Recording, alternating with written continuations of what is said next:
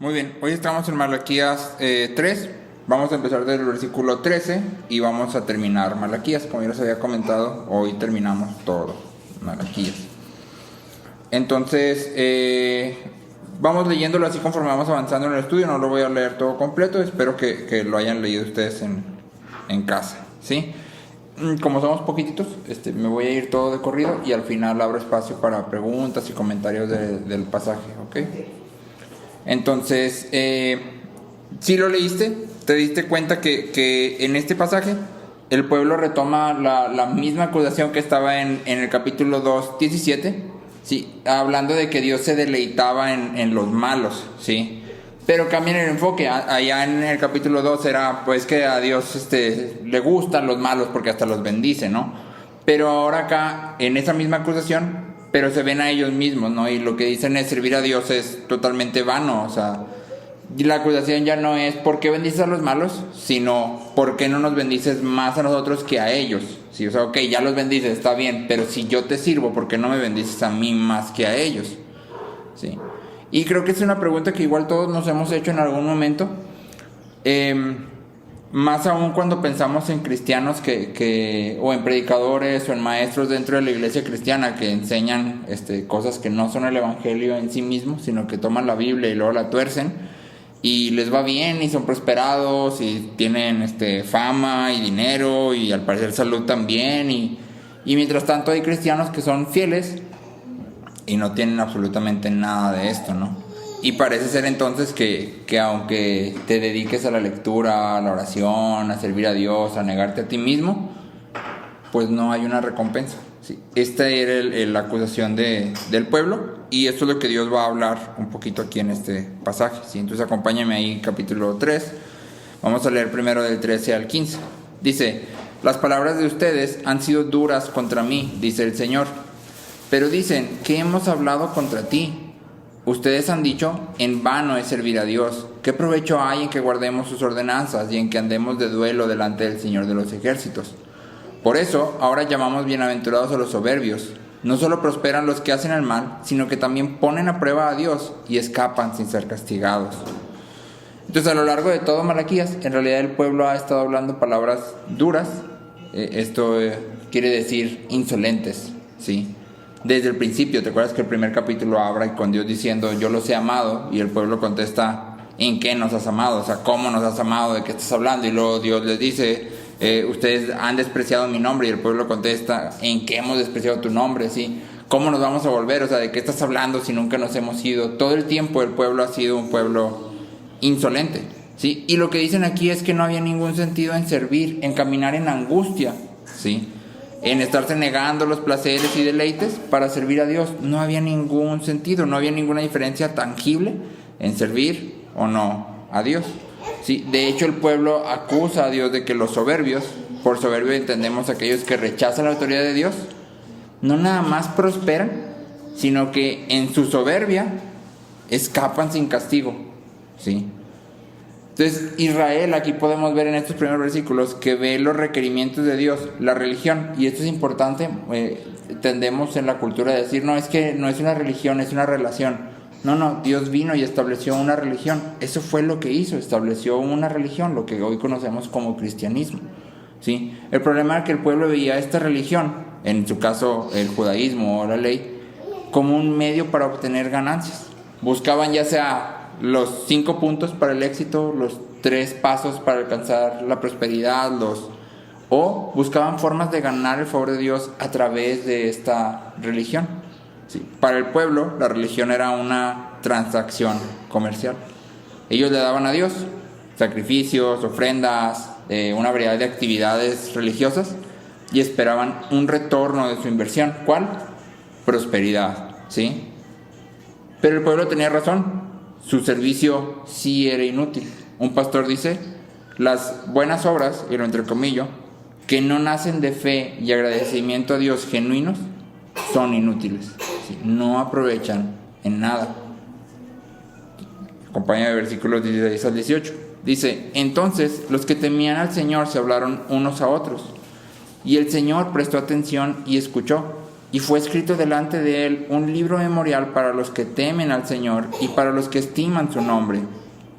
Y ellos serán míos, dice el Señor de los ejércitos, el día en que yo prepare mi tesoro especial, y los perdonaré como un hombre perdona al hijo que le sirve. Entonces volverán a distinguir entre el justo y el impío, entre el que sirve a Dios y el que no le sirve. Entonces, en esta porción de Malaquías, por primera vez, aparece otro personaje u otros receptores, ¿no? El remanente que Dios tenía dentro del pueblo, ¿sí? Y a este remanente Malaquías le habla palabras de esperanza. Malaquías, en realidad, Dios. Aquí en el versículo 6 dice que los que temían al Señor se empezaron a hablar unos a otros. Y Malaquías no nos dice que se hablaron unos a otros, o sea, no nos da su conversación, pero lo que sí nos muestra es la reacción de Dios ante esta conversación. Y dice que fue escrito delante de Dios un memorial. Un memorial era un registro, y en la Biblia un memorial implica acción. Esto lo puedes ver muy claramente en Esther 6, donde dice que el rey Asuero no podía dormir, y entonces les llama a sus sirvientes a que traigan el libro de las memorias, el memorial, y se lo lean. Y se da cuenta que en el memorial está registrado que Mardoqueo había anunciado que había 12 eunucos que servían al rey que lo querían matar.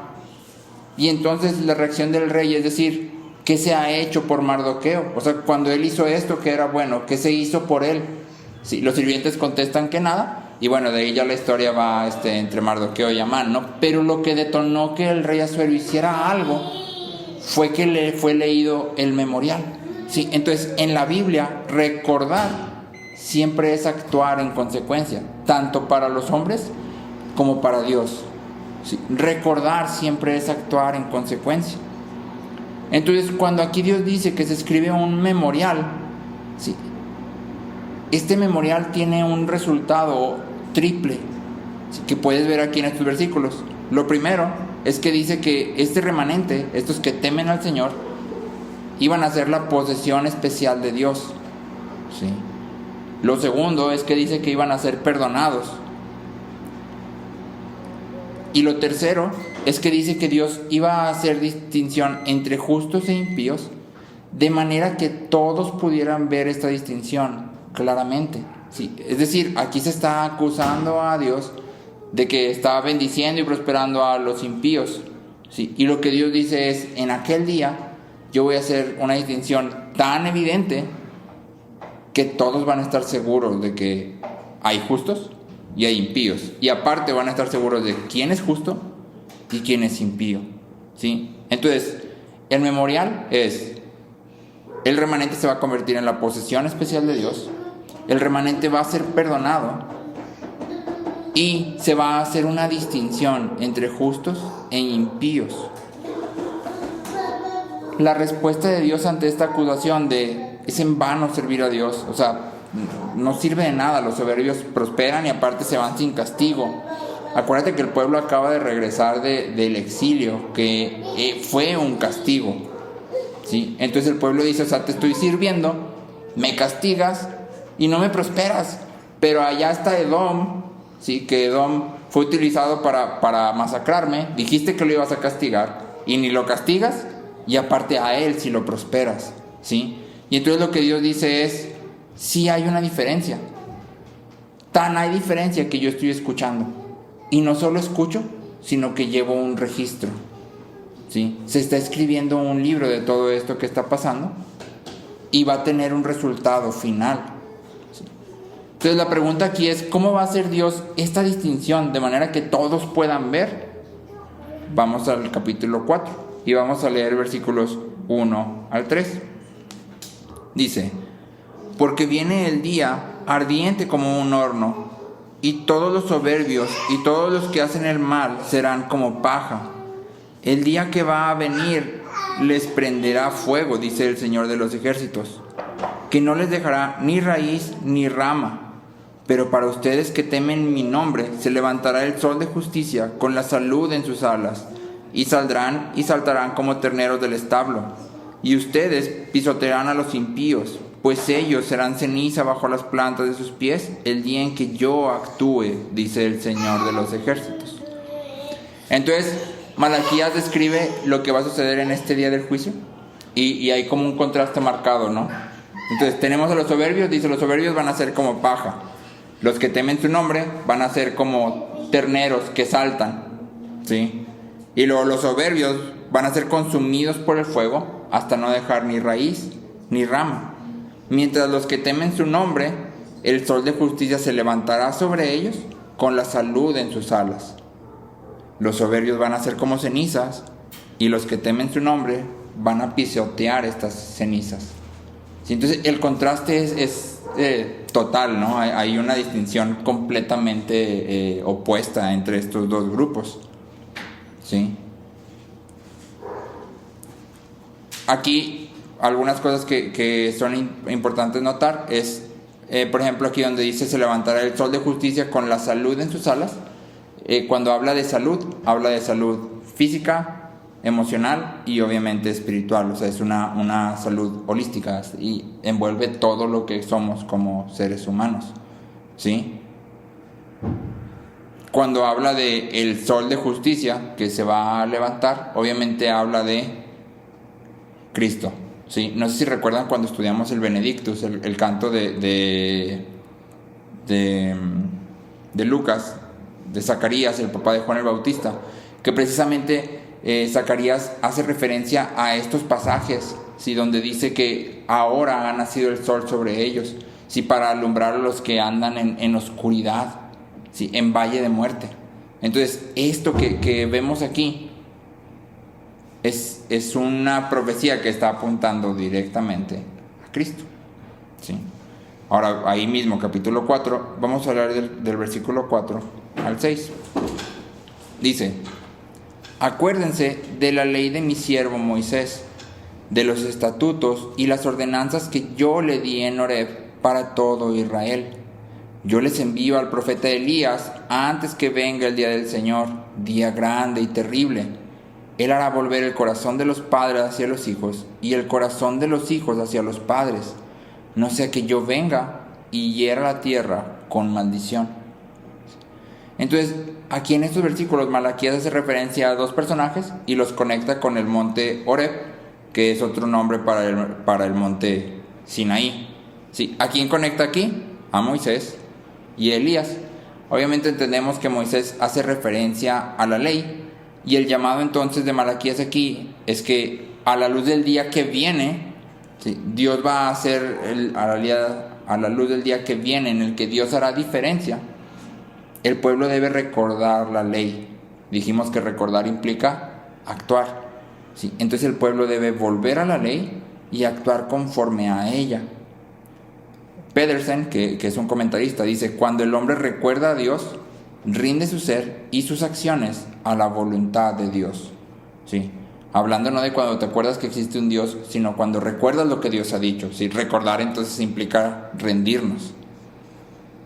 El punto de Malaquías aquí al mencionar a Moisés es que la ley sigue siendo la palabra de Dios, ¿sí? Después de todo lo que el pueblo había pasado, era muy fácil para el pueblo decir: pues mira, estoy aquí siguiendo la ley y no pasa lo que Dios dijo que iba a pasar, probablemente la ley ya no me aplica, ¿sí? Pero aquí Malaquías es claro: no, tienes que volver, la ley no ha perdido su validez y Dios no ha olvidado lo que había prometido en ella. ¿Qué había prometido Dios en la ley? Bendición al que la obedeciera, ¿sí? Eso es lo que Dios había prometido, ¿sí? Si la obedeces vas a recibir bendición.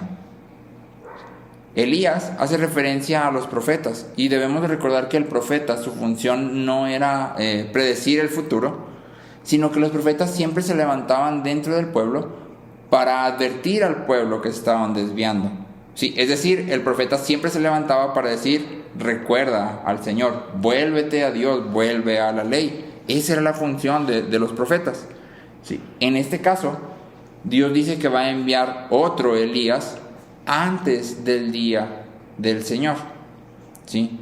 Y el mensaje que está aquí al final dice: no sea que yo venga y hiera la tierra con maldición. Es decir, sin la venida de este Elías, sin su actividad, que es lo que dice ahí, él hará volver el corazón, sin su actividad, la tierra no estaría preparada para la visitación divina y por lo tanto sería destruida. Entonces, si este Elías no viene y hace esto que está aquí, nadie tiene ninguna esperanza, ¿sí?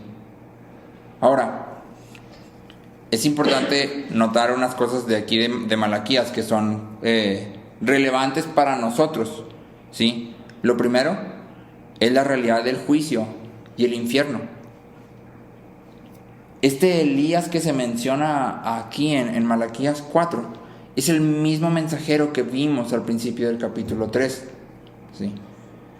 Aunque esta profecía se cumple parcialmente en Juan el Bautista, ¿sí?, el libro de Malaquías muestra que falta un cumplimiento pleno. ¿Por qué? Porque si vemos lo que dice aquí que Elías va a hacer, no es lo que Juan hace. Juan ni siquiera tiene la capacidad para lograr hacer esto, ¿sí? Entonces, aunque hay un cumplimiento parcial y Cristo mismo dice, Él es el Elías, es una sombra otra vez del Elías verdadero, que en este caso es Cristo. Sí, en el capítulo 3 vimos que este mensajero que venía de Dios venía a purificar a su pueblo. Precisamente venía a hacer volver los corazones. ¿Te acuerdas que veíamos que Él venía de manera que el pueblo pudiera presentar una adoración digna de Dios? Si te avanzas hasta Lucas y otra vez revisas el Benedictus, el canto de Zacarías, Zacarías justamente cita este pasaje de Malaquías donde dice Él hará volver el corazón de los padres a los hijos, pero Zacarías cambia las palabras y convierte a los padres en los justos y a los hijos en los rebeldes, ¿sí?, dándole entonces el sentido de lo que venía a hacer Cristo, este Elías, este mensajero, era volver a los hombres rebeldes hacia el camino de los justos, ¿sí? Entonces Cristo viene para purificar a su pueblo, para hacer volver los corazones, para santificar a su iglesia, para presentársela sin arruga y sin mancha. Sí, a eso vino, pero Cristo vendrá por segunda vez, y la segunda vez que venga, viene a traer juicio. Hoy existe la creencia de que Dios finalmente va a reconciliar a todos, sin importar en qué creyeron o cómo vivieron.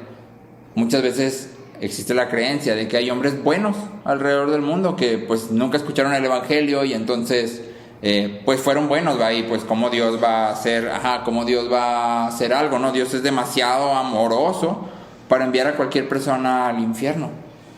Pero en realidad la imagen bíblica de Dios es muy diferente de esta idea, ¿sí? La Biblia es muy clara que solo hay un camino para llegar a Dios. El único camino que existe es Cristo, ¿sí? El único camino que existe es tomarnos de su justicia a través de la fe. Si no estamos en esto, no hay ninguna manera de ser salvos, ¿sí? Y de hecho, la realidad del juicio y del infierno es uno de los temas más prominentes de Cristo en su ministerio terrenal, ¿sí? En Mateo 25 leemos que Cristo dice, al siervo inútil, échenle en las tinieblas de afuera, allí será el llanto y el crujir de dientes. Y más adelante, cuando el Hijo del Hombre venga en su gloria, serán reunidas delante de él todas las naciones, y separará a unos de otros, como el pastor separa las ovejas de los cabritos. Entonces la realidad del juicio y del infierno es algo que no podemos negar ni maquillar, ¿sí? Aunque puede ser difícil de entender, ¿sí? La verdad es que está ahí, y entonces en ese sentido somos llamados a considerarlo, ¿sí? Lo segundo que hay que considerar en este pasaje de Malaquías es que hay una línea que divide en este pasaje y que en realidad divide a todo el mundo a través de la historia, sin importar raza, clase, género o jerarquía social. ¿Sí? Esta línea divide entre justos e impíos. Y esta es la división esencial que Dios afirma al principio del libro. ¿Sí? En Malaquías 1 dice, yo amé a Jacob y aborrecí a Esaú. Esta división ha estado presente desde la primera generación y lo podemos ver entre Abel y Caín, en quien había una división muy clara. ¿Cuál? La misma que hay aquí. Uno, a través de la fe, presentó una ofrenda grata. Sí, a través de la fe, ¿en quién? En Cristo. El otro, en rebeldía, presentó una ofrenda de él mismo. ¿Sí? Algo que es muy interesante cuando te regresas ahí a Génesis es que en la línea de Caín se termina en la 7ª generación. Y no sé si te acuerdas que termina con un hombre al que la Biblia llama Lamec. Y este hombre inventa, entre comillas, o introduce al mundo el concepto de la poligamia. Y termina con el cántico de Lamec, en donde presume de la violencia que ejerce. Sí, dice que hay un hombre que lo ofende y entonces él responde con violencia y se regodea en esto, ¿no? Pero en contraste, la línea de Set dice que invocan el nombre del Señor. Y el 7º en la línea de Set es Enoc, quien la Biblia dice que caminó con Dios. Entonces, desde el principio del mundo han existido los hombres que invocan el nombre de Dios y aquellos que lo rechazan. Pero en Malaquías hay algo muy interesante, y es que Malaquías está haciendo esta diferencia de los que son justos y los que son impíos dentro del pueblo de Dios. Es decir, Malaquías no está yendo a predicar a los gentiles que no tienen la ley, sino está predicando dentro del mismo pueblo de Dios, que todos subían a adorar al templo, que todos presentaban sacrificios, que todos se consideraban justos, que en algunos casos incluso eran levitas y sacerdotes. Entonces, así como aquí en Malaquías, el día de hoy hay en la iglesia gente que asiste regularmente, que da con generosidad, que guarda muchos mandamientos, que incluso pueden sobresalir dentro de la comunidad y sin embargo son ajenos a Dios. Sí, ojo, porque el juicio no es entre religiosos y no religiosos, sino es entre los que siguen la religión y los que no lo siguen, entre los que conocen la Biblia y no la conocen. Sí, es entre el justo y el impío. ¿Cuál es la diferencia entre justo e impío? Pásenme.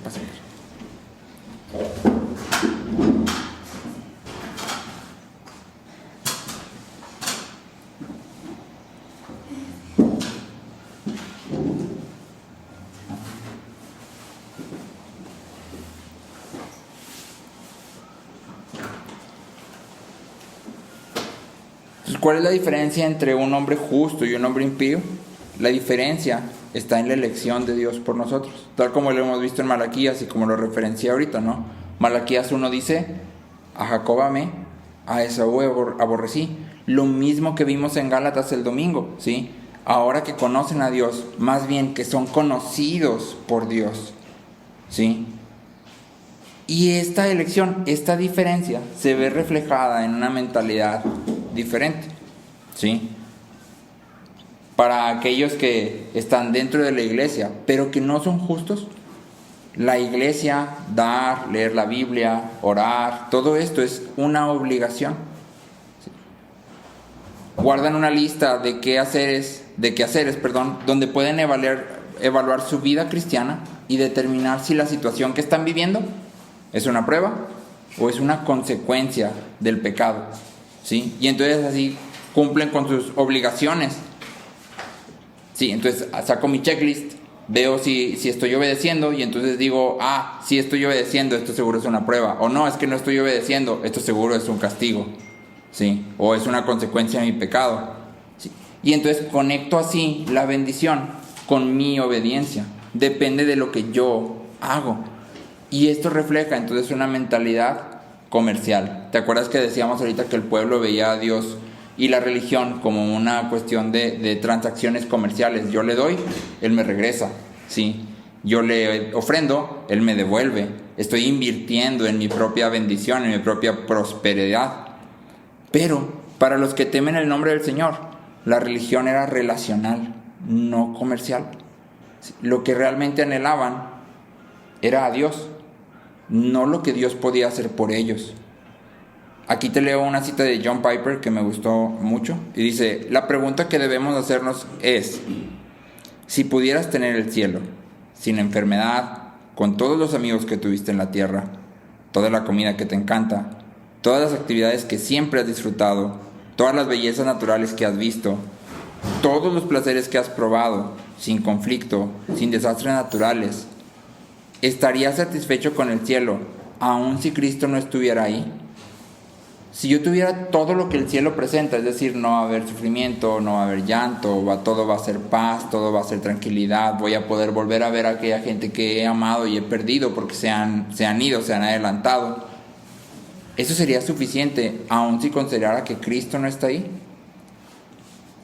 Sí, el regalo final y el mejor regalo del Evangelio es Cristo, no el cielo. Pero muchas veces desconectamos el Evangelio de Cristo y entonces nos enfocamos en el Evangelio como el cielo. Sí, yo espero llegar al cielo porque ahí no va a haber llanto, no va a haber dolor, no va a haber... Pero ese no es mi último anhelo. Mi último anhelo es ver a Cristo tal como Él es lo que dice Juan, ¿no? Lo veremos tal como Él es porque seremos como Él es. Entonces, esta es una pregunta en la que debemos de reflexionar todos. ¿Por qué sigo a Dios? ¿Qué estoy esperando de Dios? ¿Sí? ¿Cuál es mi motivación para hacer lo que Dios espera que yo haga? Y por último, debemos de considerar dónde nos encontramos el día de hoy.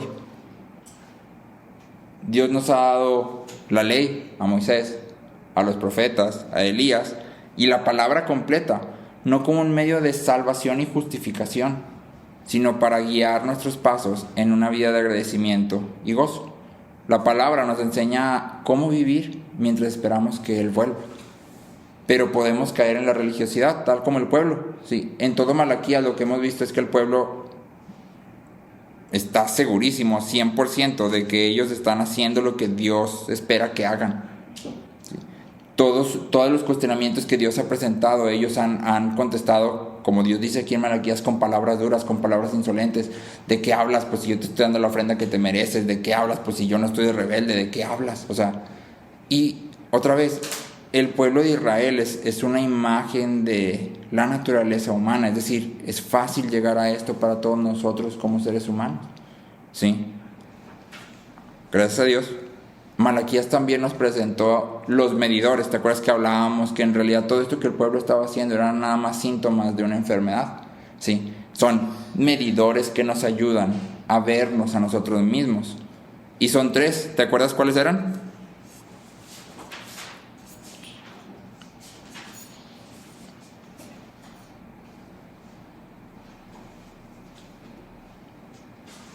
¿Cómo nos relacionamos con Dios? ¿Cómo Ese nos es uno. relacionamos con la iglesia? Ajá. Y no sé dónde están mis apuntes de eso, pues no lo veo. Ok, sí. Tenemos primero el teológico, es decir, cómo nos relacionamos con Dios, ¿sí? Y esto otra vez vuelve a lo que estamos hablando aquí. ¿Cuál es nuestra mentalidad? ¿Por qué sigo a Dios? ¿Qué espero que Dios haga cuando yo hago lo que creo que tengo que hacer? ¿Qué espero que Dios haga cuando ofrendo, cuando diezmo, cuando obedezco? ¿Sí? ¿Y qué me motiva a hacer eso? Y luego tenemos el social, ¿sí? Que esto es cómo nos relacionamos con nuestro prójimo. Aquí hablábamos de que, y de hecho Malaquías lo habla, empezamos en el matrimonio, ¿sí? Y hacemos énfasis en la familia de la fe. Uno de los puritanos decía que si hay un hombre que no vive el evangelio en su matrimonio, no vive el evangelio en ninguna parte, ¿sí?